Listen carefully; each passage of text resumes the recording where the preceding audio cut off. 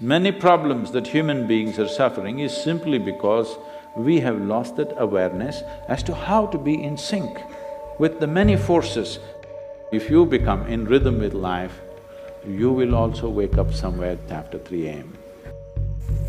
At that time, if you sit up and do whatever process you have been initiated for, it will bear maximum fruit.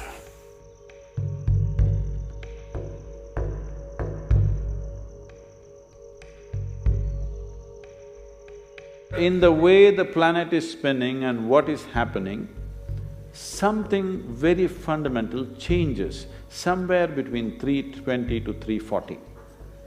This is called brahmamuhurta. This is relevant only up to 33 degrees latitude. Your system, human system, functions in a certain way. It is a possibility. So, there has been an awareness about making use of this possibility.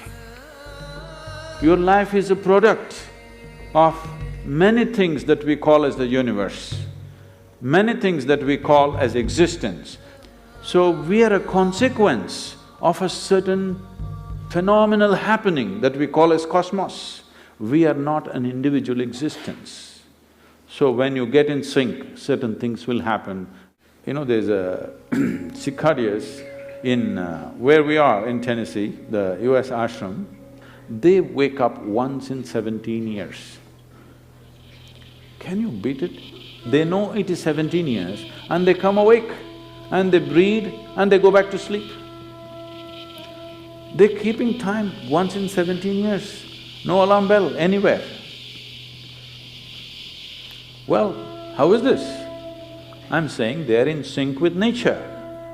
We have lost sync within nature and we think that is our nature. No.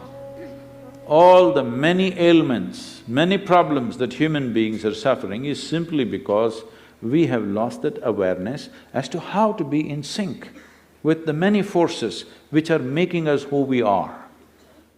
So yoga is to bring that sync so that you are in rhythm with life. If you become in rhythm with life, you will also wake up somewhere just after 3 a.m. If you're conscious, suddenly a certain spark of aliveness will happen within you. Even if you're in deep sleep, you will come awake. This must happen to you. This means you're falling in sync with it. You're falling in sync with life. So what should I do? Should I meditate? Should I do a kriya? Doesn't matter what. You must do a process for which you have been initiated for. Because initiation means you were not just taught a practice, it was introduced into your system, it was implanted in your system. So whatever, if there is a life seed within you, if you're awake at Brahma Muhurtam and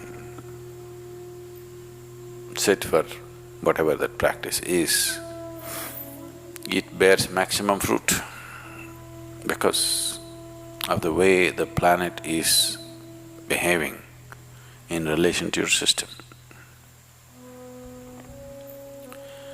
If you become aware in a certain way, a certain level of awareness is achieved within you, you will see, you will simply know when the time is. If you go to bed at the right time, you don't have to look at your watch. You will always know when it is 3:40, because the body will behave in a different way. At that time, if you sit up and do whatever process you have been initiated for, not what you picked up from a book, it will bear maximum fruit. The seed will get the necessary support at that time for it to sprout or spurt up more rapidly than at other times. This is only for the initiated. If you're not initiated, you're a book yogi, then 340, 640, 740, not so much of a difference. Sandhya kalas are more important for such people. Sandhya means 20 minutes before sunrise, 20 minutes after sunrise, or 20 minutes before sunset and 20 minutes after sunset. The same goes for noon and midnight, but they're of a different nature. So these two twilights are better for the uninitiated.